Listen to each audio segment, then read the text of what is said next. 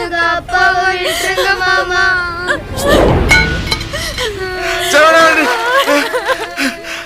ஐயா கல்யாணிச்சு எந்திராத்தா எந்திராத்தா ஏத்தா பயப்படுற? இது உசுர வாங்குற சாமி இல்லாத்தா, உசுர காப்பாத்துற சாமி.